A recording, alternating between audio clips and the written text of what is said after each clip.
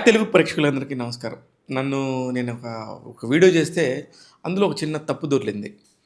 అది చిన్నదా? పెద్దదా? అనే దానికంటే కూడా అసలు నేను చెప్పిన వీడియో కాంటెక్స్ట్ ఏంటి? వీడియో పర్పస్ ఏంటనేది పక్కకెళ్ళిపోయిందేమో అనే ఒక డౌటొచ్చింది. యాక్చువల్లీ నేను పెద్దగా అసలు మెసేజెస్‌కి, కామెంట్స్‌కి నేను వేరే విధంగా కాదు గానీ, పట్టించుకోకుండా పని చేసుకుంటేనే మనం మంచిగా కంటెంట్ ఇవ్వగలమని నమ్ముతాను నేనిప్పుడు. అందుకే కంటెంట్‌నే మంచిగా డ్రివెన్ చేసి ఎళ్తదనే ఒక కాన్సెప్ట్‌తోని నా ఛానెల్‌లో వీడియోస్ అన్నీ వెళ్తా ఉంటాయి. అలానే పెడతా ఉంటాం. ప్రతి ఒక్క వీడియో గూడా మినిమమ్ ఒక 5,000 నుంచి 10,000, 20,000, 30,000, 40,000 దాకా చూస్తా ఉంటారు. ఆ కాంటెస్ట్‌ని బట్టి. నేను చెప్పిన కాంటెంట్‌లో ఉన్న ఆర్టిస్టులను బట్టి. కానీ ఈ పర్టిక్యులర్ కంటెంట్ దాదాపు 1,25,000 మంది పైగా చూసారు.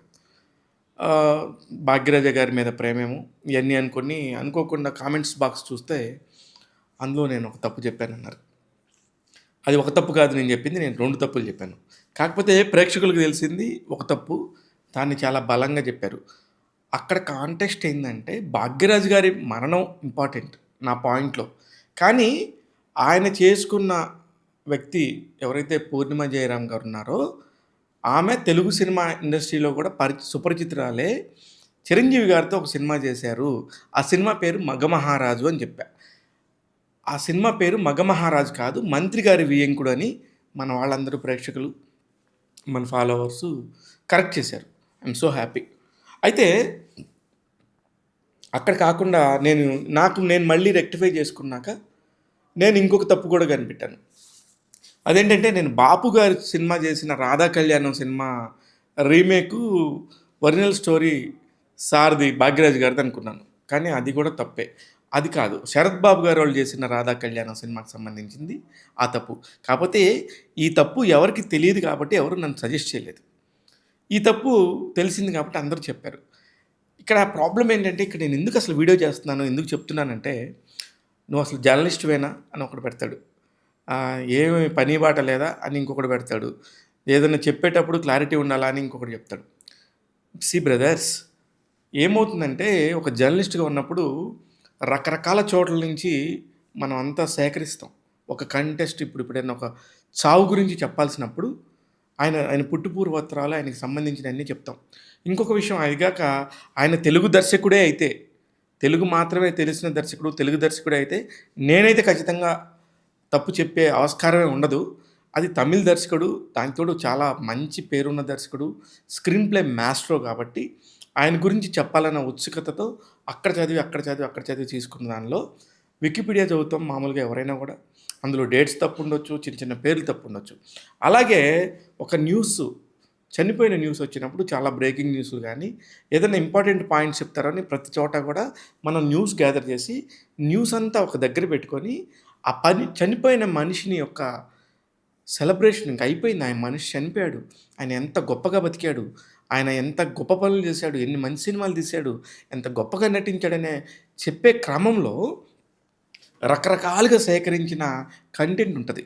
ఆ కంటెంట్‌లో నుంచి నేను ఒక దగ్గర చదివింది 'మగమహారాజు' అని. అంతే తప్ప నేను గూడా డైరెక్ట్‌గా చూసింది కాదు.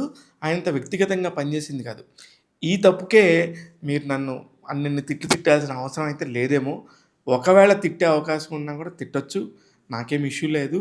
కానీ మీకెందుకు చెప్తానంటే, చనిపోయినప్పుడు మనం ఒక వ్యక్తిని గౌరవించే ఉద్దేశ్యంతో 4 మాటలు ఆళ్ళ గురించి, ఆళ్ళకి సంబంధించిన విషయాలన్నీ గూడా ఒక దగ్గర కూలంకషంగా ఉండాలని, వాళ్ళ పిల్లల గురించో, తన భార్య గురించో, తను చేసిన సినిమాల గురించో, తన వ్యక్తిత్వం గురించో చెప్పే అవకాశం వస్తది.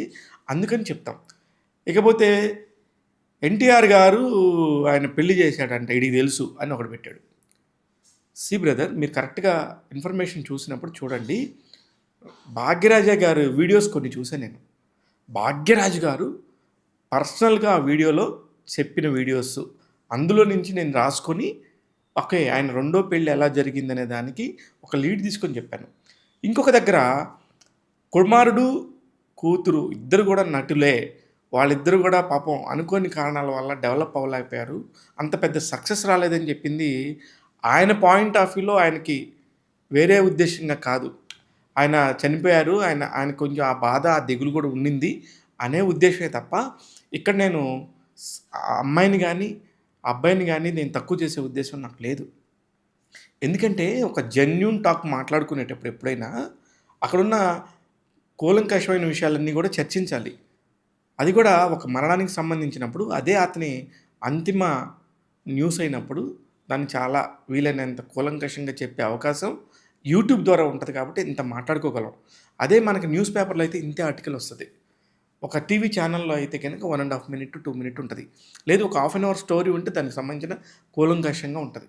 ఇట్లాంటి ఒక స్టోరీ చేసే పద్ధతి ఇది.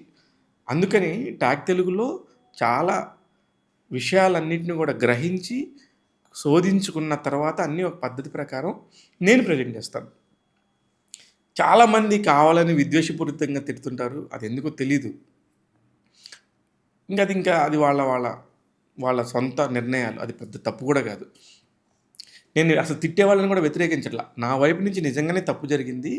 ఆ సినిమా పూర్ణిమ జయరామ్ గారు చేసిన సినిమా, చిరంజీవి గారితో చేసిన సినిమా 'మగమహారాజు' కాదు, 'మంత్రి గారి వియ్యంకుడు' అనే విషయం దాదాపు అందులో వచ్చిన మెసేజ్‌ల్లో 95% ఆ విషయం చెప్తే 100% నేను రెక్టిఫై చేసుకొని దాన్ని ఇమ్మీడియేట్‌గా నేను రిజాల్వ్ చేద్దామనిపించింది. చేశాను. Thank you very much. మీరందరూ కూడా ఇంత పర్ఫెక్ట్‌గా బాగా ఎప్పటికప్పుడు రియాక్ట్ అయ్యి నేనేదైనా తప్పు చేస్తే గనుక చెప్పండి. ఇమ్మీడియేట్‌గా దానికి సంబంధించి రియాక్షను నేను ఇమ్మీడియేట్‌గా మీకు రెక్టిఫై చేస్తాను. తెలిసి చేసిన తప్పైతే మాత్రం కాదని చెప్పి మీరు గమనించాలి. చూస్తూనే ఉండండి టాక్ తెలుగు ఇలాంటి అనేక విషయాల మీద ఎప్పటికప్పుడు మాట్లాడుతూ మీ దగ్గరికి వస్తూ ఉంటాను. నేను మీ శివ మల్లాల.